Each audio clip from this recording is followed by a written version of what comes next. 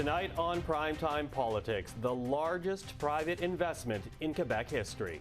This facility will be able to produce batteries for 1 million electric vehicles a year.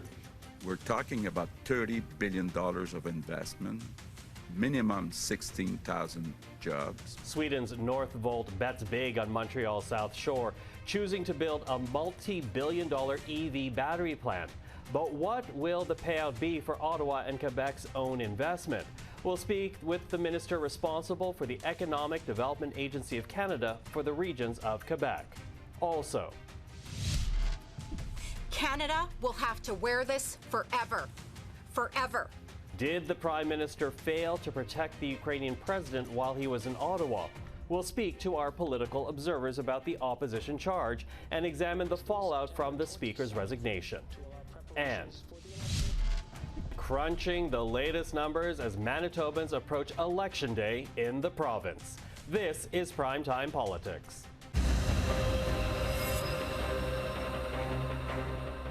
Hello everyone, I'm Michael Serapio.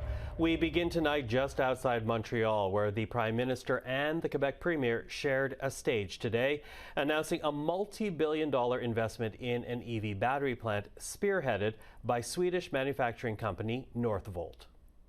I'm proud and happy to have been able to attract a company like Northvolt. And there were two reasons mainly why we were successful. First, because we have clean energy, and second, because we have minerals. So I'm so proud, honestly. Northvolt specializes in lithium-ion technology for electric vehicles and touts this investment as the largest ever from a private company made into Quebec. As for Ottawa and the Quebec government, they say the billions they are putting into this project will create thousands of jobs and could generate over $1 billion for the provincial economy. Well, with more, we're now joined by Soraya Martinez Ferrada. She is Minister responsible for the Economic Development Agency of Canada for the regions of Quebec, as well as the Tourism Minister. Minister, thank you for joining us this evening. Well, thank you for the invitation. So the Prime Minister, he says at full capacity, this gigafactory would contribute upwards of $1.6 billion to the economy. But, you know, Ottawa is contributing $1.3 billion to the project. Is that enough of a return on the money? Well, you know, I mean, what we have to agree on is that, first of all, this is a great announcement. This is the biggest investment that we've seen in the private sector in the region of Quebec for decades. But the main focus is that Canada will be the leader in the next green economy and the green technology. And not only this investment is very important, yes, but it's an investment in fighting climate change. At the end of this, we'll have produced 1 million batteries, 1 million cars, electric cars, which, you know, everybody's looking forward to. And that's why I think it's a great announcement. Is there a gamble in this, though, for Ottawa? Because, you know, yes, the Prime Minister and the Premier are touting potential gains. They're talking about the number of batteries being built, the contributions it will make to a green economy. But these are not guaranteed gains. In fact, we're talking about an industry that's still in its infancy. Is there a gamble here? Well, what's the important thing to remember is that this is money that will be given to only when the first battery is going to be built. So the guarantee is that there's no money, public funding, that will be going to the company before they actually produce a battery. That's the first thing. The second thing is that this will create at least 3,000 direct jobs and thousands of jobs all across the country. And the other things that we have to remember is that today, the announcement that we made, it's a direct investment to fighting climate change. And we have to remember that because we need to be there in the next economy, which will be a green economy, and this will put Canada in one of the best positions in the world. Okay, so I'm wondering then, and I understand what you're saying here, but what is the bar, what's the judgment bar here that would make this a success? Are you talking about job numbers, economic activity, a reputation for Canada? How do you set the bar for success? Well, you know what? Everything you just said. You need to be competitive. You need to be in the next economy. You need to create the jobs, you need to create and produce those batteries, and making sure that this investment will have an impact in all communities across the country. And that's what this is going to do.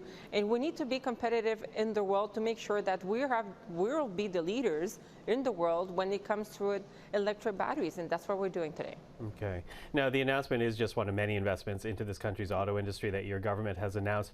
Can you talk to us about how this fits? You talk about the green economy, but talk about all these investments now, because this, for example, is the second one in Quebec. We saw earlier ones in Ontario. How does this fit into the economic strategy that your government is hoping to create for this country? Well, the economic strategy is making sure that, on one hand, we're fighting climate change, and we're contributing to the decrease of climate, and making sure that we're fighting it. And the second thing is making sure that the economy, the green economy, we're present and we're creating those jobs for Canadians in the next generation. Because that's the next generations of workers, making sure that they will have jobs everywhere in the country, and that's what we're doing. And being a part of that country that will lead the way in terms of the batteries that those cars will need to have. So a very big goal, obviously, but you know, as you are aware, there's also a bit of a pushback because some area residents are already expressing concern about what this gigafactory will mean for their homes, worried about the noise, worried about the congestion. What do you say to those local area residents who may benefit from this factory but are right now concerned about the impact this will have on their home? Well, I really do get those concerns. In my life, I've been a city councillor before being a minister now, and I do understand how do we have to make sure that these projects are done in a social cohesion, in a social acceptance by the communities, and making sure that they not only contribute to the economy, but they respect the environment in terms of how do we do this. And that's the next, and we'll have time to do that, and we'll have time to work with communities. And it's something that I'm very, very interested in, and making sure that, communities, especially in Quebec and all across the country, it's done in a way that they feel respected, they feel included, and this is for them, this is for their community. Minister Martinez Ferrada, really appreciate the time this evening. Thank you for that. Thank you so much. Well, staying in Montreal, the Prime Minister was also asked about Ukraine during his EV announcement today, specifically how Kyiv has responded to the apology Justin Trudeau made in the House of Commons yesterday, apologizing on behalf of Parliament for the attendance and applause given to a Ukrainian veteran who fought for the Nazis and who was invited to the Commons for a historic speech given by the Ukrainian president. Take a listen to how the Prime Minister answered the question. Obviously, since this terrible incident happened on Friday, we have been in close connection with our Ukrainian friends and counterparts. We've expressed, obviously, the extraordinary regret that all of Canada shares that this would have happened, and reassured them that we continue to stand incredibly strong with Ukraine in its fight against Russia. We've invested close to $9.5 billion now in military, humanitarian, financial aid for Ukraine, and we have reassured them that we will continue to be there unequivocally with everything it takes for as long as it takes. So there you have it, a non-answer to the question posed. And to talk about this, we're now joined by our political observers. Susan Smith is principal with Blue Sky Strategy Group. Tim Powers is chairman of Summa Strategies. And Anne McGrath is the national director for the NDP. Hello to the three of you. Michael. Hello. Okay, so let's begin with the Prime Minister. Really not shedding any light whatsoever as to whether or not Kyiv or Zelensky has responded to the apology that was given yesterday. Is that not an answer a bad sign, Anne? Susan? No, I think the Speaker resigned on Tuesday. It took him till Tuesday to resign. The Prime Minister apologized the next day. Today is Thursday. Last Friday, the Prime Minister announced $650 million more for Ukraine. And as he just said in that clip, it's been a total of $9 billion in Ukraine. I think Canada's relationship with Ukraine will survive the test of time. We've always been there from a support perspective. If they've had, a couple texts between one another, I think is irrelevant to that. Between last Friday and now, Mr. Zelensky has a war to fight. So I think that's the important thing, is Canada's support continues to be there. Tim, what do you make of it?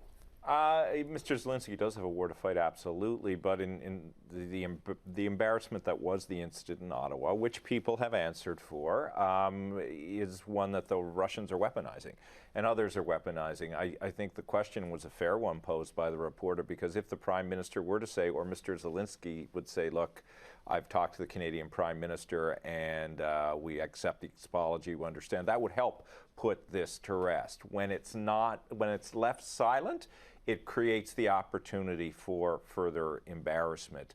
But again, we won't know for a while how significant the damage of the embarrassment is, but the story is going to continue until there's a bit more clarity as to how the Ukrainians are reacting and how the President of Ukraine is reacting. Okay. Do you think the apology, Anne, was enough, the resignation of Rota? You know, here you have the Ukrainian president coming to Canada, not only for the first time, but at great risk to him, because here he is fighting a war. No one's talking about that beautiful speech and powerful speech he gave last Friday. People are talking about the guest that was invited. Has Canada done enough? Well, first of all, let me say that the Speaker took too long to resign. I'm sympathetic to the fact that you don't necessarily know all. In some ways, it almost looks like he halted at that point in the speech. So I don't know. I believe that the responsibility does lie with the Speaker. I believe he should have resigned much more quickly than he did. And then I think that there is fair criticism that the Prime Minister's apology was also quite late, perhaps because of when the Speaker resigned, but certainly it was very late. And so I think you can say that something is not someone's fault. Like, I wouldn't necessarily say it's somebody's fault, like the Prime Minister's fault. But they do bear responsibility. He does bear responsibility, and that's the important thing for me, is that there are real serious consequences to what happened there. Tim mentioned the consequences for Ukrainians who are dealing with a Russian aggressor, but there's also the damage to the Jewish community in Canada and around the world. So those are the consequences that I think need to be dealt with. So I would like to move on from the apology and on to what is going to be done to repair the damage that's been done. Mm-hmm. Tim, you were agreeing a lot to what Anne was saying. Yeah, I was just going to say, look, I know, yes, both apologies came. To me, the timing still is a bit of an issue. I think, the whole mechanics of should you wait for the Speaker to go or not go are largely irrelevant. Yes, the Prime Minister did apologize on Tuesday or Wednesday. Could have done that on Saturday. That allowed this story to grow. It's more a bit of a political pattern in some ways of the challenges this government creates for itself. But time will tell. The apologies are now done. Let's see where this goes. Okay, Susan. The Speaker invited the wrong guest, made a terrible mistake, an awful mistake, an upsetting mistake for people. But it was Anthony Rota and Anthony Rota alone, and not out of maliciousness. It was a mistake. And the Speaker, I agree with Anne, took too long to resign. It was up to the Speaker to make it critically and crystal clear that it was he and he alone that had invited that guest to the House of Commons. We all know, and we've seen parliamentary protocol and other people interviewed over the last few days about this. The Speaker of the House in French is Monsieur le Président. He is the head of the House of Commons. So the Speaker had to do his thing, and I think the Prime Minister, I think it was the right order of operations, but the Speaker took too long to do it. As for a long-term fallout, like I said, Canada's support of Ukraine is unquestioned. Whether or not Russia is weaponizing this, it's a Russian propaganda machine. So that's a 24/7 machine. So if they've got something new, they'll invent something new the next day if they don't have something. I mean, that's the nature of a propaganda machine. It's a very, it was a hurtful scenario, certainly for Jewish communities, Ukrainians, people who have suffered through history and, felt this very, very personally.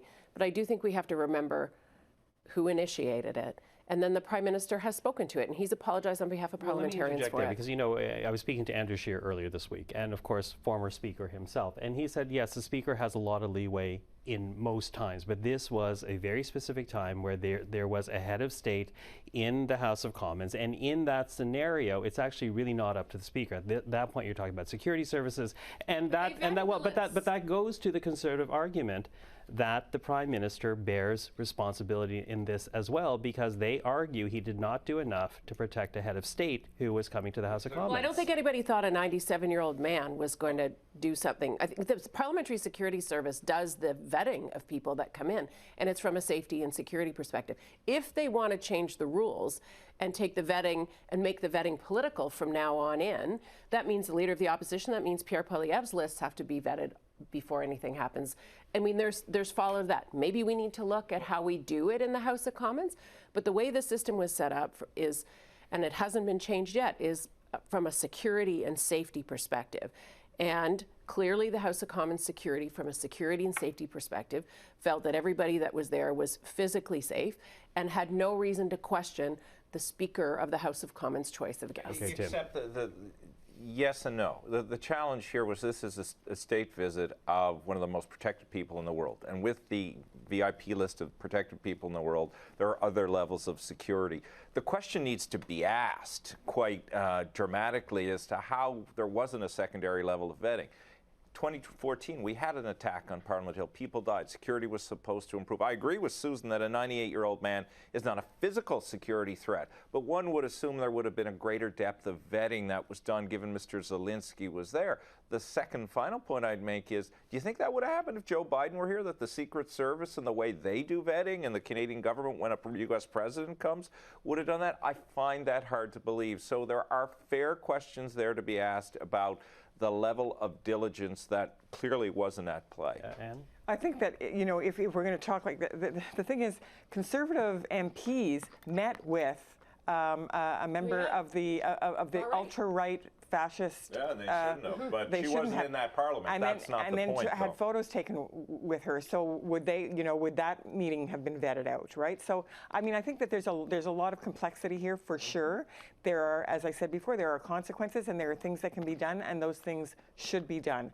But I don't believe that this entire incident, I think it needs to be dealt with, but it doesn't need to be turned into a partisan circus, which I'm worried is what we're heading into right now with things that are going on at the committee level and so forth. And this is not a Hollywood movie. This is actually the Parliament of Canada. A bad thing happened, a shocking thing happened with consequences. Apologies have been made, responsibility has been taken, but now with that responsibility comes action and the ability to actually repair the damage and make sure it never happens again. Okay, I have to do a quick round robin here because I do want to ask one more question, and I don't want to be partisan about this or risk making this a partisan debate at this point, but It happens, it happens.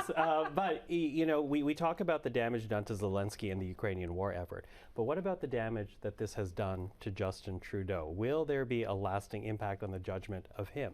Susan? I think those who choose to use it will choose a collection of whatever they want to choose against the Prime Minister. That's the way politics works. Every party lines up whatever they believe the faults of the other leaders are, and they list them as often and as frequently and as at length as they can. So I think this one will be probably added to the list.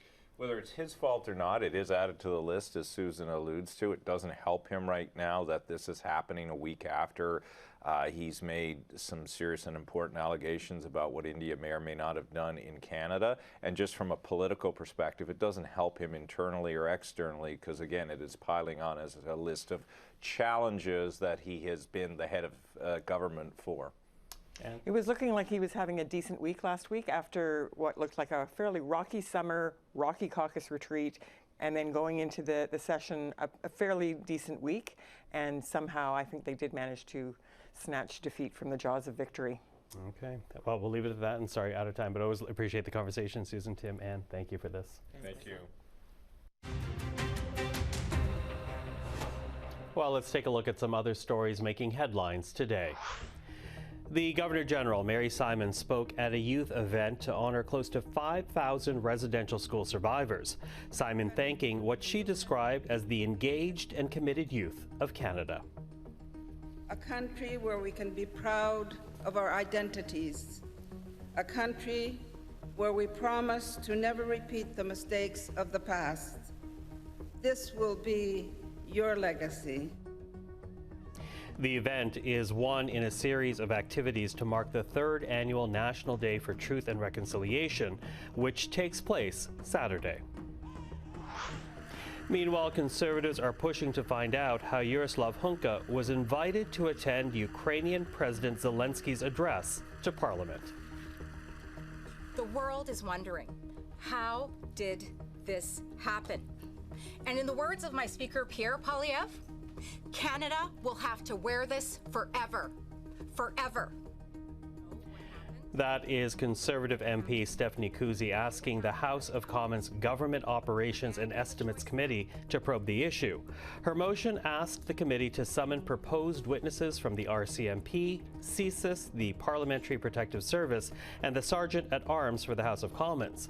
The committee has adjourned the motion, though, and agreed to write to the Procedure and House Affairs Committee to study the incident as it falls under their mandate.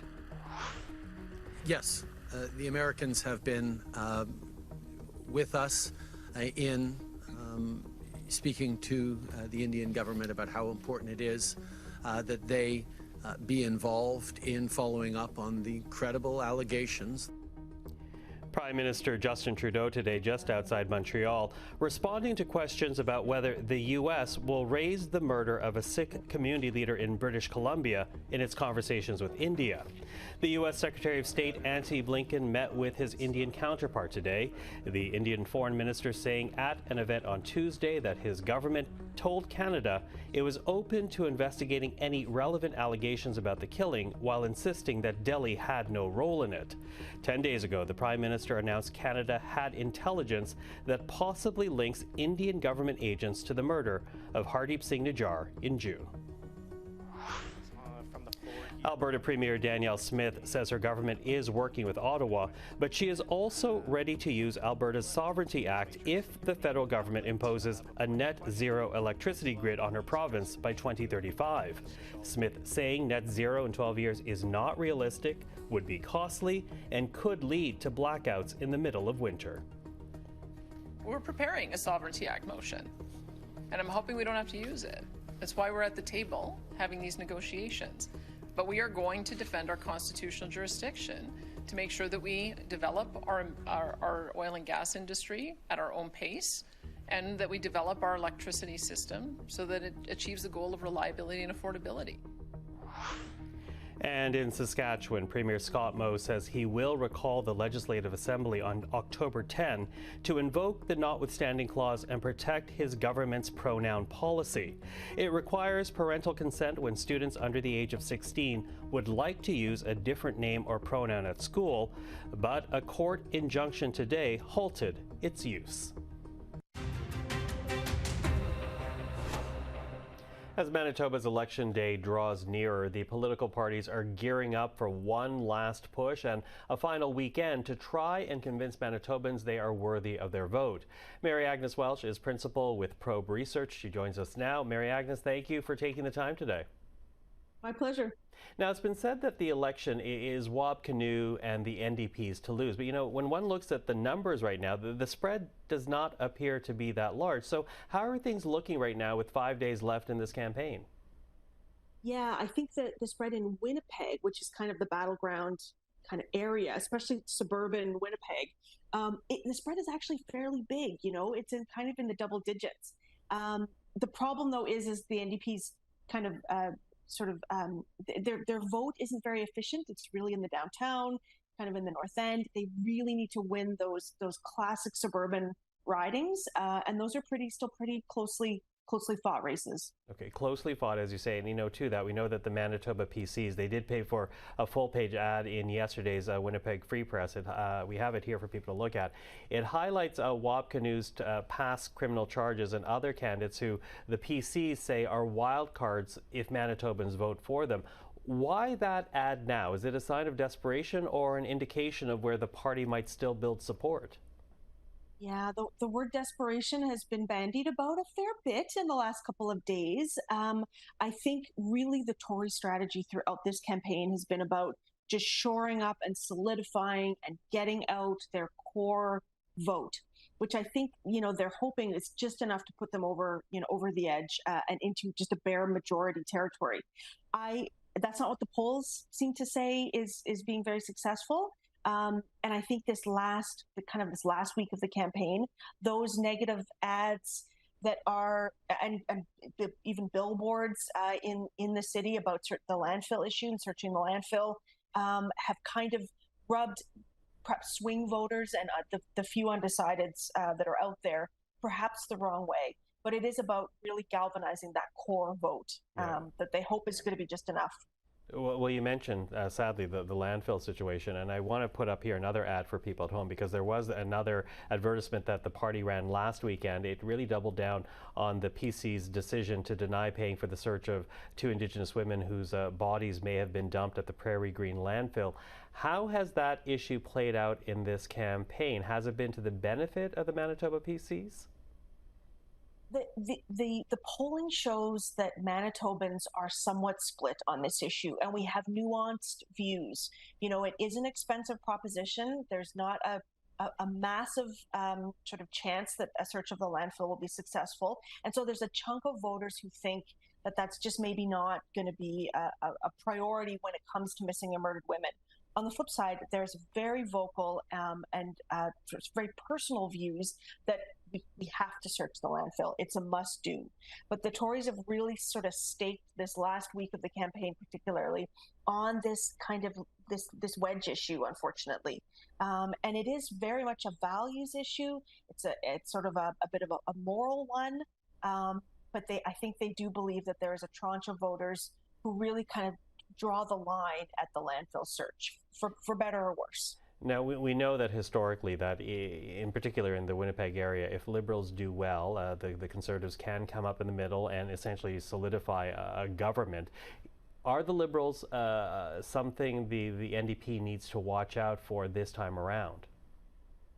You know, I think that it's almost the reverse that's true. I think the Liberals really are at risk of getting not wiped out, but like really badly damaged in this upcoming vote.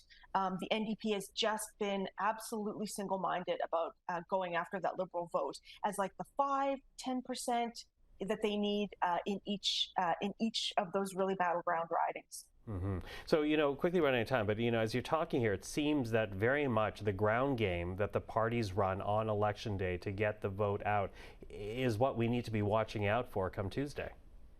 Totally. I mean, the ground game's always kind of the unsung important thing of a campaign, but in this one, it's hugely important. Like, we're starting to pay attention to like who's got the really great campaign managers, who's got a really veteran core of door knockers who are going to pull that vote. I think there is kind of maybe 4 or 5 ridings where this could come down to a few hundred, 400, 500 votes. So it is really about that ground game in the last few days here. Well, we will be in Winnipeg for Election Day, and I know Mary Agnes, you and I will be speaking on that day, so I look forward to that. But until then, thank you for this. Really appreciate the time. My pleasure. And that is our program for this Thursday. I'm Michael Serapio. For everyone here at CPAC and Primetime Politics, thank you for watching. We'll see you again tomorrow. Up next is Esther Bégin avec l'essentiel.